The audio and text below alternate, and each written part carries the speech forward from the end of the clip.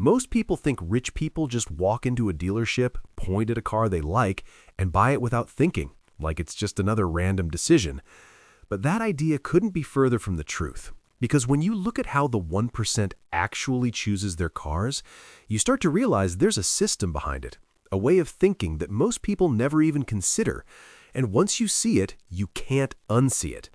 Because here's the thing, the average person buys a car based on emotion. Maybe how it looks, maybe how it sounds, maybe how it makes them feel in that moment. But the 1% doesn't operate like that. They don't just react, they calculate. They think in layers, and every decision they make, even something that looks simple like buying a car, is connected to a bigger picture. And if you think they're just picking whatever looks cool or expensive, you're already thinking at the wrong level. Because for them, a car is never just a car. It's a move, it's positioning, it's part of how they present themselves to the world without having to explain anything. Now let's talk about money, because this is where things start to separate even more. The average person sees a car as an expense, something that loses value, something that costs money every single day. But the 1% doesn't always see it that way. Sometimes they see it as a strategic purchase, sometimes even as an asset, depending on what they're buying and how rare it is. And this is where it gets interesting, because not all luxury cars are equal. Some of them lose value fast, just like any other car, but others, the rare ones, the limited editions, the ones that almost nobody can get, those can actually increase in value over time. And the 1% knows exactly how to play that game.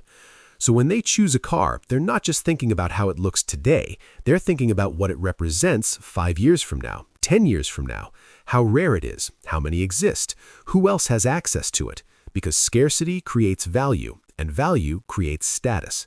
And that leads directly into the real game, the part most people don't talk about, which is status signaling. Because in the world of the 1%, everything is communication. Everything sends a message, and cars are one of the loudest signals they can use. You can walk into a room and try to explain who you are, what you've done, how successful you are, or you can just pull up in the right car and let that do the talking for you. And the difference is instant. Because people don't always listen, but they always observe. Before you even open your mouth, your car already created a perception, and that perception influences everything that comes next, how people treat you, how they talk to you, what they assume about you. And in high-level environments, those assumptions matter more than most people realize. But here's where it gets deeper, because it's not just about how others see them, it's also about how they see themselves. Because at that level, identity plays a huge role. And the car becomes part of that identity. It's not just something they drive. It's something that reflects who they believe they are, or who they want to be seen as.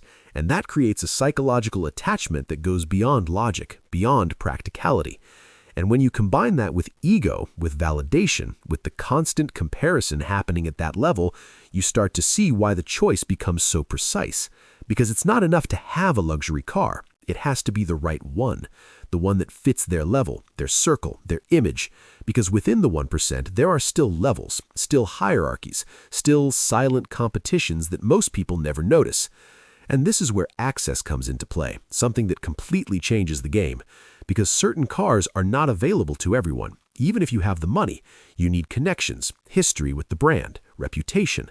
So when someone owns one of those cars, it's not just about money, it's about access. And access is one of the most valuable currencies at that level. Because access opens doors. It puts you in rooms where opportunities exist. It connects you with people operating at the same or higher level. And suddenly the car becomes more than an object. It becomes a key. And once they experience what that key can unlock, it changes how they see everything. Because now they understand that perception can create opportunity, and opportunity can create even more wealth. But here's the part where things start to shift. Because once they get that first experience, once they feel that difference, that attention, that change in how people react to them, it creates a loop that's hard to break. Because the first car feels incredible. It feels like a milestone, like proof that they made it. But over time, that feeling fades. Not completely, but enough that it becomes normal. And once it becomes normal, they start looking for the next level. Something faster, something rarer, something that gives them that same feeling again. Or maybe an even stronger one.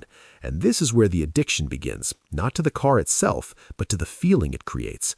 And the more they chase that feeling, the more their decisions evolve, because now it's not just about having something expensive, it's about having something exclusive, something that not everyone can get, something that separates them even within their own circle. And that's the difference between someone who is rich and someone who is truly in the 1%, because rich people might buy luxury, but the 1% buys rarity. They don't just want something that costs a lot.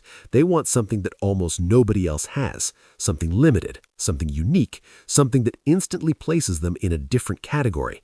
And this creates a paradox, because from the outside, it looks like success, it looks like freedom, but from the inside, it can feel like pressure. Because once you reach that level, there's an unspoken expectation to maintain it, to keep up, to stay relevant, to not fall behind in that silent competition, and that can turn something that started as excitement into something that feels more like responsibility. And this is the hidden truth, the part rarely gets said out loud, that at some point it stops being just about enjoyment and starts being about alignment with an identity, with a perception, with a position in a hierarchy that never really stops evolving. So when the 1% chooses a car, they're not just choosing based on speed or design or price, they're choosing based on what that car communicates, what doors it can open, what level it places them in, and how it fits into the bigger picture of their life and their image. And once you understand that, you realize something important, something that completely changes how you see it. Because they're not really buying cars, they're buying perception, they're buying positioning, they're buying a version of themselves that exists in the eyes of others and in their own mind. And that's why the decisions look so different from the outside, because what seems like a simple purchase is actually a calculated move in a much bigger game, a game of power, status, and money. So next time you see a luxury car, don't just think about how much it costs, think about why it was chosen, think about what it represents. Think about the invisible factors behind that decision, because that's where the real story is. And once you start seeing it that way, you'll realize it was never just about the car, not even close. And when you really start looking at it from that angle, you begin to notice patterns that most people completely ignore. Because once you understand that every car is a decision based on perception, strategy, and positioning, you start asking different questions. Not how fast is it or how much does it cost, but what does this car say about the person driving it? And that question alone changes everything. Because two cars can cost the same amount of money and still communicate completely different messages. One might say power, another might say elegance, another might say aggression. And the 1% is very intentional about which message they want to send, especially depending on where they are and who they're around. And that's another layer most people don't see.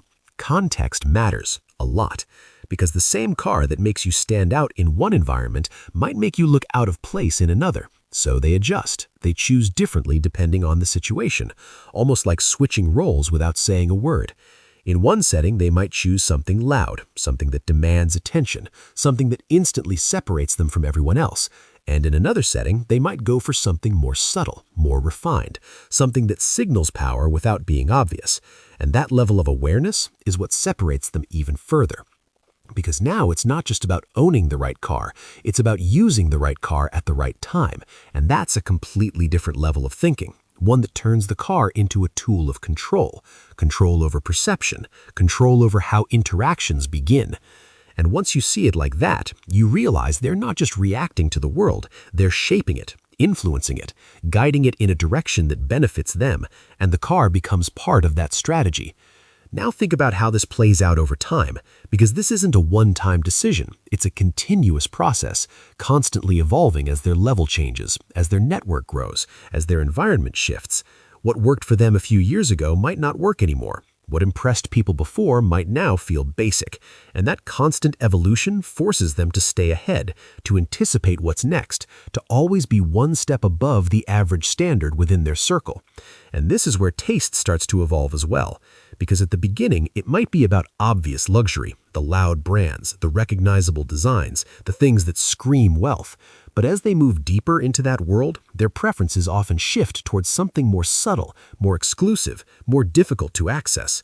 Because real status at that level is not always about being seen by everyone. Sometimes it's about being recognized by the right people, and that changes the entire game.